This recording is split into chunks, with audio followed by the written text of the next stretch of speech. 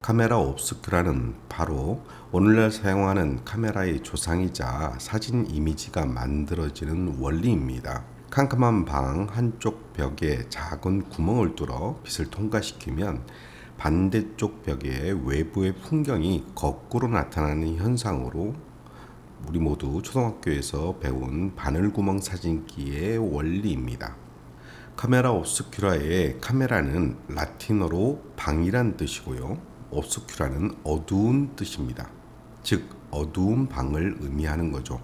이거를 작게 만들면 암실상자 이렇게 되겠죠. 이 신기한 현상은 수천 년 전부터 인류는 이미 알고 있었다고 합니다. 중국의 사상자 묵자가 그랬고요. 그리스 철학자 아리스토텔레스도 이 현상을 알고 있었으며 이 현상을 이용해서 일식을 관찰했다는 기록이 있습니다. 그리고 10세기에 아라비아 학자인 알하제는 구멍의 크기에 따라 이미지의 선명도가 달라진다는 광학적 원리와 일식을 관찰하는 방법을 자세하게 서술한 책자를 남겼습니다. 이 카메라 옵스큐라는 여러분도 실제로 해볼 수 있는데요. 여러분 방 안을 아주 깜깜하게 우선 막으셔야 됩니다. 빛이 하나도 들어오지 않게요. 그리고 한쪽 벽에 자그마한 구멍을 뚫어 놓으시면, 그리고 그 반대편의 벽을 보면 바로 이런 화면이 보이실 겁니다. 이 화면을 그대로 그렸던 화가들이 있었고요. 또한 이렇게 빛으로 그려진 이미지를 저장하고자 하는 사람들의 욕망은 빛에 노출이 되면 검게 변하는 할로겐화 은 입자의 특성을 이용해서 필름이라는 것이 만들어집니다. 그리고 이 필름은 100년 동안 이미지 기록 매체로서의 굳건한 역할을 해오고요. 그리고 현재는 여러분들이 알다시피 그 자리를 디지털 센서가 차지하게 되는 것입니다. 이것이 바로 카메라라고 명명되어진 모든 기계 장치의 기본 원리입니다. 즉 카메라 옵스큐라에서 보여줬듯이 암실 공간 벽면에 작은 구멍, 이 구멍은 이후에 렌즈라고 하는 광학 장치로서 발전하게 되고요. 반대편에 맺혀져 있는 빛으로 만들어져 있는 그림을 담는 기록 매체는 대표적으로 필름이 있겠죠. 이 필름을 사용해서 한 장 한 장 찍는 것이 바로 정사진 스틸 카메라를 이야기하는 것이고요. 똑같이 필름을 사용하지만 초당 24프레임의 프레임을 빠른 속도로 이동시켜 감광을 시켜 이거를 다시 초당 24프레임을 보여주면 영화용 필름 카메라가 되는 것입니다. 이와는 반대로 2차원의 명암을 시간적으로 변화하는 전기 신호로 기록하는, 즉 전문적으로 스캐닝하여 전기 신호를 만들어내는 찰상관을 이용한 비디오 카메라, 이렇게 구분할 수 있습니다. 이것이 바로 아날로그 시절에 있어서의 서로 다른 영역에서 이미지를 기록하는 주요한 기록 매체들이었죠. 하지만 현재는 이 모든 것들이 디지털화 되어 있어서 디지털 센서에 의해서 만들어지고 있다는 사실을 여러분도 이미 아실 겁니다. 필름 스틸 카메라는 이제 디지털 스틸 카메라로 바뀌었고요. 필름 영화용 카메라 또한 디지털 카메라로 바뀌었습니다. 비디오 카메라 또한 마찬가지죠. 서로 외형적인 모양들은 다 다르지만 기본 원리는 카메라 옵스큐라 한쪽 벽면에 디지털 센서를 박아놓은 것으로 동일하다는 겁니다. 그 나머지 모든 작업은 컴퓨터가 알아서 합니다.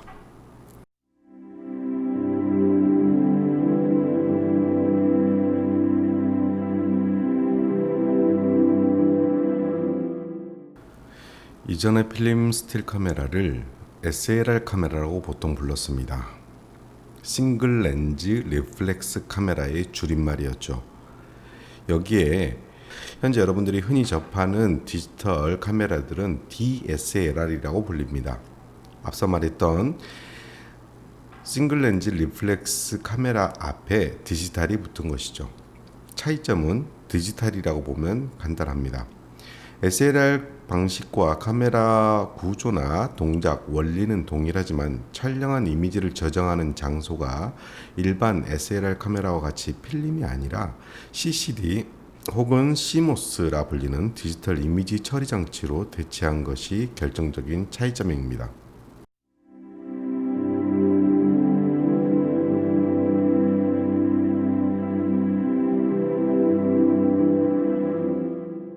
SLR 카메라의 가장 중요한 특징이라고 한다면 바디 내부에 미러가 있습니다. 이 미러는 렌즈 축에 45도 정도 비스듬하게 설치되어 있는데요. 이것의 역할이 바로 SLR 렌즈의 리플렉스 역할을 합니다. 즉 반사 역할을 하는 건데, 어떤 반사 역할이냐? 렌즈를 통해서 빛이 들어옵니다. 이때 들어온 빛은 이 미러를 통해 위로 올라가게 됩니다. 그리고 위로 올라간 빛들은 펜타프리즘을 통해서 다시 한번 굴절되고 뷰파인더 쪽으로 빛을 보내주게 됩니다. 그러면 촬영자는 뷰파인더를 통해서 이미지를 보게 되는 것이죠. 또한 셔터를 누르게 되면 이 미러는 위로 올라가게 됩니다. 즉 렌즈를 통해서 들어온 빛이 반사가 되지 않고, 즉 뷰파인더로 올라가지 아니하고 바로 카메라의 뒤편에 있는 필름이나 혹은 CMOS, CCD의 센서 부분으로 가게 되는 거죠.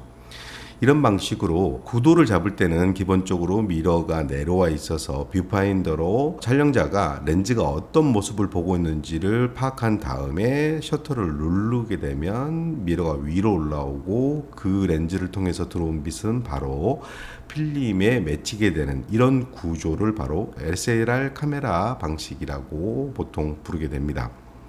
이때 렌즈를 통해 들어오는 이미지와 촬영자가 눈으로 보는 이미지가 같음으로 인해서 사용자가 원하는 대로 자유롭게 촬영할 수 있는 메리트가 있는 것입니다. 일반적으로 렌즈가 카메라 바디에 붙어 있는 휴대용 카메라와는 달리 이런 SLR 카메라는 렌즈가 착탈식이 됩니다. 그래서 렌즈 교환이 가능해지고요. 표준, 망원, 광각, 접사, 줌 렌즈 등 다양한 렌즈를 사용해서 촬영할 수 있는 메리트가 있는 것이죠. 다만 셔터가 작동하는 순간, 즉 셔터를 눌렀을 때 이 거울이 위로 올라감으로 인해서 뷰파인더를 바라보고 있는 촬영자는 그 찍히는 순간의 이미지는 보지 못한다는 단점이 있습니다. 레인지 파인더라고 불리는 RF 카메라는 렌즈와 독립된 뷰파인더 창으로 촬영하기 때문에 서로 시각차가 발생을 합니다. 즉 카메라가 보고 있는 화각과 렌즈가 보고 있는 화각에 서로 다른 단점이 존재하는 거죠. 하지만 SLR 카메라는 이런 단점을 극복한 방식의 카메라 시스템이었습니다. 그래서 아날로그 방식에 있어서의 스틸 사진 카메라에서 가장 보편적인 형태의 카메라 구조가 되었던 것입니다. 이 구조를 그대로 디지털화 시킨 것이 바로 DSLR입니다. 그렇기 때문에 일반적으로는 디지털 스틸 카메라라고 했을 때 DSLR 이렇게 통칭돼서 불려지고 있는 것이죠. 이때 기억하셔야 될 것은 이 DSLR에 있어서의 이 미러 방식이 비디오를 찍는데 굳이 필요하느냐라고 하는 부분입니다. 이 부분에 대해서는 다시 한번 미러리스를 설명드리면서 다시 한번 설명드리도록 하겠습니다.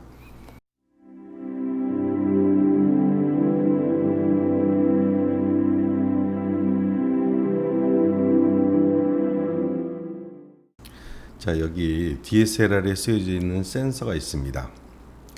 이 센서에 있어서의 가로, 세로의 크기는 과연 어떻게 결정된 것일까요?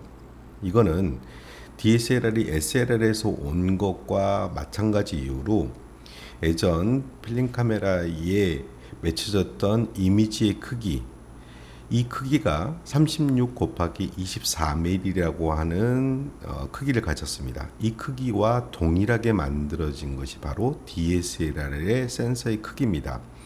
이걸 다른 말로 DSLR의 풀 프레임이라고 부릅니다. 이것이 바로 DSLR 센서 크기의 기준이 됩니다. 기준이 된다는 말은 이것과 다른 형태의 다른 크기의 센서들이 존재한다는 뜻입니다. 예를 들어 크롭 센서가 바로 그것인데요. 캐논은 풀프레임을 기준으로 해서 한 1.6배 정도 작은 크롭 센서를 만들어냈고요. 니콘과 소니는 풀프레임과 비교해서 1.5배 정도 작은 크롭 센서를 만들어내서 판매하고 있습니다. 이 크롭 센서가 나오게 된 이유는 순전히 경제적인 측면인데요. 이미지 센서가 작은 크롭 센서들의 장점은 이미지 퀄리티 부분에서 보면 어떠한 장점도 존재하지 않습니다. 하지만 이럼에도 불구하고 크롭 센서들을 만들어낸 이유는 순전히 제조사들의 경제적인 측면입니다. 비용을 절감하고자 하는 제조사 측들의 창술인 거죠.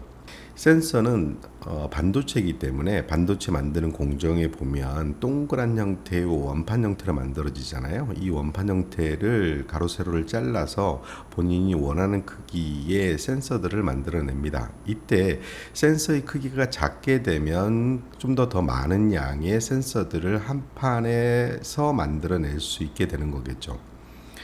이렇게 풀프레임, 크롭 센서, 마이크로 포 서드, 그리고 비디오 카메라인 3분의 2인치 이렇게 서로 다른 센서의 크기들은 상대적인 크기를 갖는데요. 이 상대적인 크기의 비율을 표현하기 위해서 나온 개념이 바로 크롭 팩터라는 겁니다. 크롭 팩터라고 하는 것은 풀프레임을 기준을 삼아서 다른 센서들의 크기가 얼만큼 작아지느냐를 표현하는 건데요. 공식에 의해서 결정이 됩니다. 크롭 팩터라고 하는 것은 기준인 풀프레임용 센서의 대각선의 길이를 본인이 가지고 있는 센서의 대각선의 길이로 나누는 값입니다. 예를 들어서 본인이 마이크로 포 서드라고 하는 카메라를 가지고 있다고 한다면 풀프레임 센서의 대각선의 길이를 본인의 마이크로 포 서드의 대각선의 길이로 나눈 값이 됩니다. 보통 이렇게 나눈 값은 마이크로 포 서드는 크롭 팩터가 2가 나옵니다. 그리고 크롭 센서는 기본적으로 캐논은 대략 한 1.6 정도의 값이 나오고 소니나 니콘은 1.5 정도의 크롭 팩터들을 갖습니다. 이 크롭 팩터들은 풀프레임용 렌즈를 마이크로 포 서드 바디에 장착을 시켰을 때 화각이 얼만큼 크롭 되는지를 계산할 때 아주 유용하게 쓰입니다. 이 부분에 대한 자세한 내용은 두 번째 영상에서 좀 더 자세히 다루도록 하겠습니다.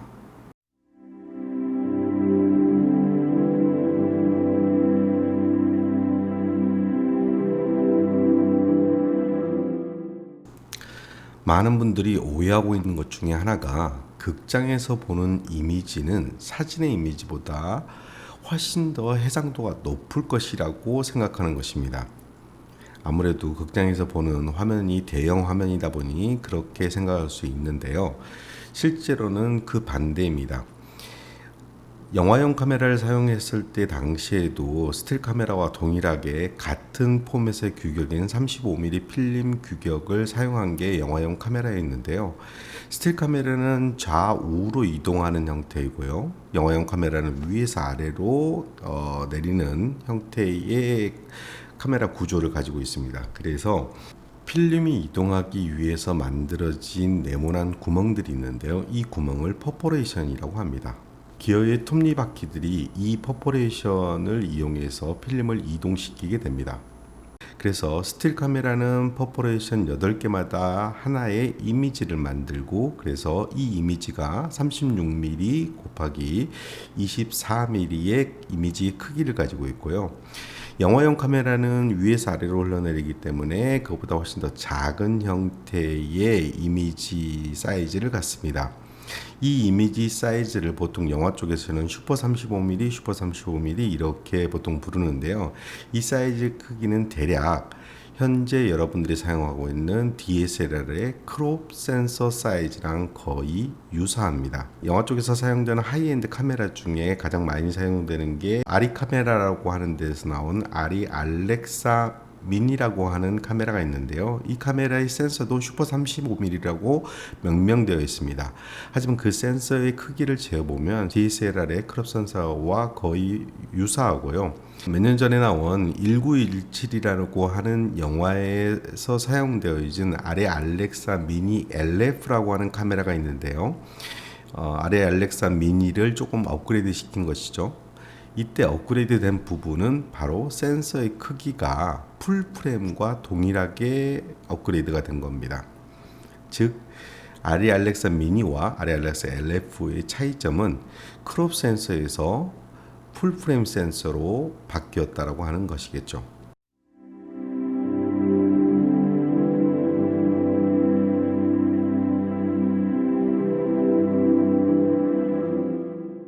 2020년 여름 가장 핫한 카메라가 있다 그러면 캐논 EOS R5가 될 텐데요. R5의 광고를 보면 8K 비디오가 가장 먼저 나와 있습니다. 즉 비디오를 찍는데 4K도 아니고 8K까지 찍는다라고 광고를 하고 있는 거죠. 처럼 스틸을 찍는 디지털 카메라가 비디오까지 찍는 거는 이제 이상한 일이 아닌 거죠. 너무나 보편적인 일이 되었죠.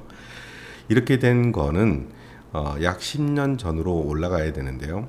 2008년에 나온 캐논 OD 마크2라는 카메라에 비디오 기능이 탑재된 겁니다. 그리고 이 비디오 기능을 이용해서 영화나 TV 드라마들이 제작되면서 DSLR이 단순 사진에서 머무는 게 아니고 비디오를 찍는 한 영역으로 들어오게 된 거죠. 이렇게 스틸을 목적으로 한 디지털 카메라가 비디오를 찍을 수 있게 된 이유는 바로 라이브 뷰라고 하는 기능을 이용한 겁니다. 이 라이브 뷰라고 하는 거는 디지털 카메라를 보시면 뒤에 조그만 액정들이 달려 있잖아요. 그 액정들을 통해서 실제 카메라가 어떤 화면을 잡고 있는지를 보여주는 형태, 이 기능을 라이브 뷰라고 하는데, 이거는 필름 시절에서는 가능하지 않았고요. 디지털 센서로 바뀌고 난 다음에 어찌됐든 디지털 센서는 계속 빛을 받아들이고 있고, 이거를 촬영자가 볼 수 있는 신호로 계속 바꾸어서 LCD로 보여주고 있었습니다.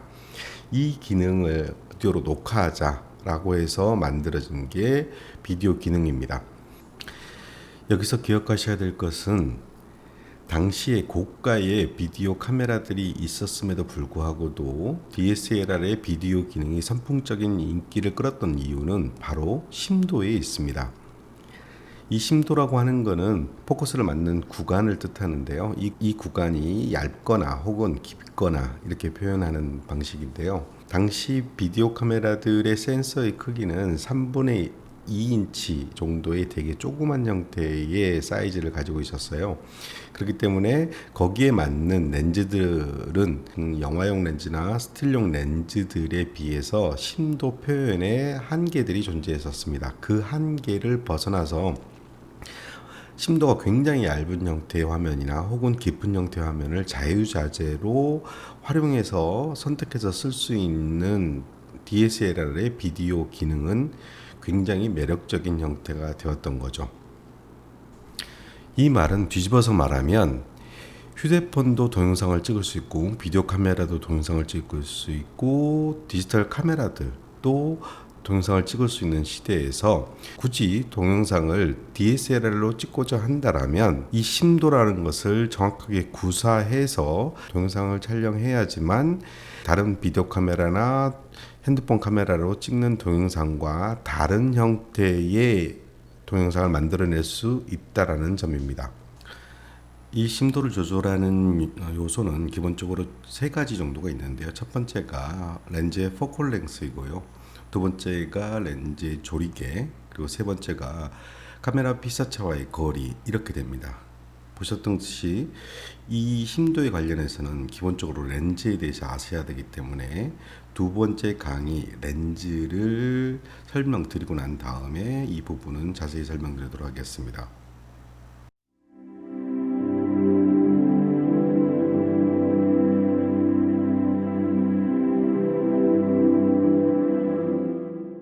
앞서 말씀드린 대로 DSLR에서 비디오를 기록하는 방식은 기본적으로 미러라는 게 필요 없습니다. 실제로 DSLR에서 비디오 기능을 키면 미러는 자동적으로 위로 올라가서 전혀 사용을 하지 않게 되어 있습니다. 자, 이 시점에서 본다라면 기본적으로 디지털에서 비디오를 혹은 사진을 기록하는 데 있어서의 미러라고 하는 개념이 장착된 DSLR 개념에서의 미러라고 하는 것은 이전의 SLR 개념에서 이어받은 그저 유산일 뿐이었던 거죠. 그리고 이 초창기 DSLR 시장에서 니콘과 캐논이 기본적으로 시장을 점유를 한 상태였죠. 그래서 후발주자로 나선 파나소닉과 올림푸스는 기본적으로 그들과 다른 형태의 시장을 개척합니다. 그게 바로 미러를 없애버린 미러리스 시장입니다. 그래서 이 두 회사는 미러를 제거해서 기본 컴팩트한 바디를 가지는, 그리고 센서 또한 기존 풀프레임의 반으로 줄어든 마이크로 포서드라고 하는 규격을 발표하게 됩니다. 풀프레임 센서를 가진 DSLR 카메라보다 월등히 작은 컴팩트한 카메라 바디와 그리고 거기에 맞는 본인들의 새로운 렌즈들을 생산해서 팔 수 있었으므로 파나소닉이나 올림푸스 입장에서는 마이크로 포서드라고 하는 시장 자체가 꽤나 매력적인 시장이었죠. 실제로 컴팩트한 디자인은 젊은 여성층들에게 큰 인기를 끌었고요.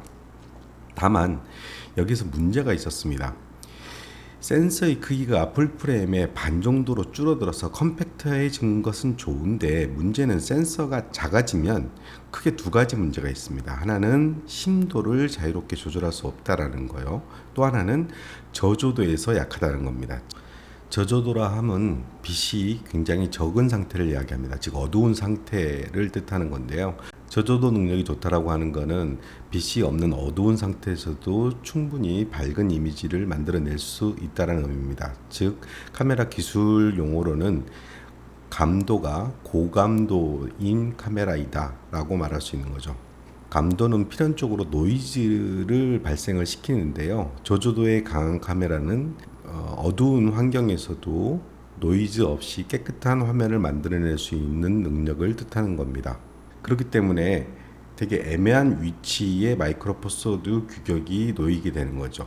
이 시장을 틈타서 소니가 미러리스 카메라에 있긴 하지만 센서의 크기를 풀프레임으로 만든 카메라를 내놓습니다. 그렇다면 이 소니의 카메라들은 풀프레임에 비해 현격하게 컴팩트한 바디의 크기를 가지며 심도도 자유롭게 조절할 수 있고 저조도에서 굉장히 강하고, 또한 이전에 있던 풀프레임용 렌즈들을 그대로 사용할 수 있는 장점들을 가지게 된 것이죠. 이러한 특성으로 현재 미러리스라고 한 카메라의 첫 시작은 경량화에 초점을 맞추어진 마이크로 포서드로부터 시작을 했지만, 현재는 소니, 캐논, 니콘을 비롯해서 모든 메이커들이 풀프레임 센서를 가지는 미러리스 카메라들을 내어놓고 있는 것이죠. 앞서 봤던 캐논의 EOS R5 또한 미러리스 풀프레임용 카메라입니다.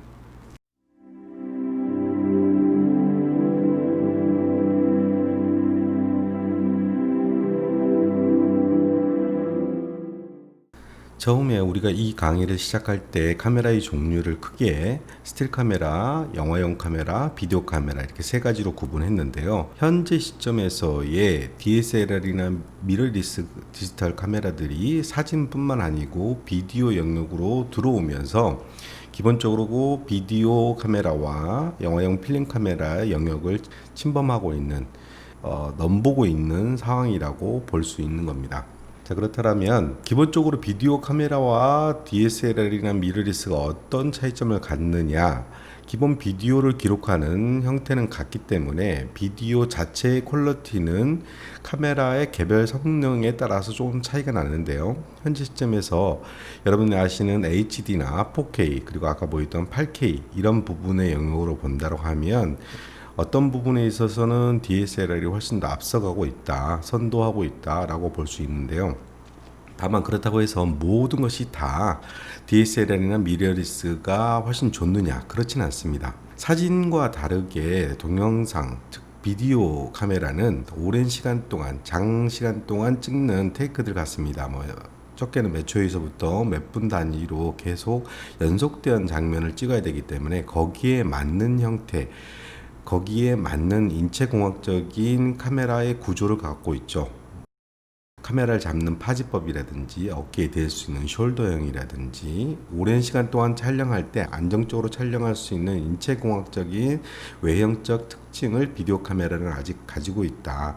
거기에 반면 미러리스나 DSLR 같은 경우에는 그런 구조를 가지고 있지 않기 때문에 장시간 촬영에 대비한 인체공학적 외형을 전혀 갖고 있지 못하다라는 점이 있고요. 테크닉적으로 가장 큰 차이가 나는 부분은 바로 오디오 부분입니다. 사진을 목적으로 했던 DSLR이나 미러리스는 당연히 오디오에 관련한 여러 가지 형태의 기본 기술들이 제공되어 있지 않기 때문에요.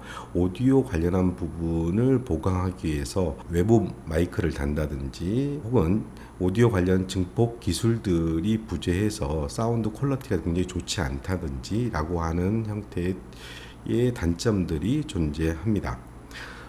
또 하나는 비디오 카메라에 기본적으로 제공되어져 있는 여러 가지 편리한 툴들이 존재합니다. 혹은 노출을 볼 수 있는 여러 가지 장치들이 존재하는데요. 그 장치들이 대부분 빠져 있어서 노출을 보는데 한계가 있다든지 이런 문제들이 존재할 수 있습니다. 하지만 이런 모든 단점에도 불구하고도 DSLR이나 미러리스가 가지고 있는 센서의 크기는 커다란 장점이죠. 피사계 심도와 저조도의 측면에서 월등한 성능을 내기 때문에 현재 시점에서 DSLR이나 미러리스가 만들어내고 있는 비디오 화면들은 기본적으로 전동적인 비디오 카메라가 만들어낸 화면들과 차별성을 가지며 영화용 카메라들이 만들어내고 있는 이미지의 퀄리티에 거의 근접해 있다라고 볼 수 있는 것이죠. 현재 시장은 그렇게 정립되어 가고 있습니다. 다음 시간에는 실제 촬영에서 가장 중요한 역할을 하는 렌즈에 대해서 알아보도록 하겠습니다.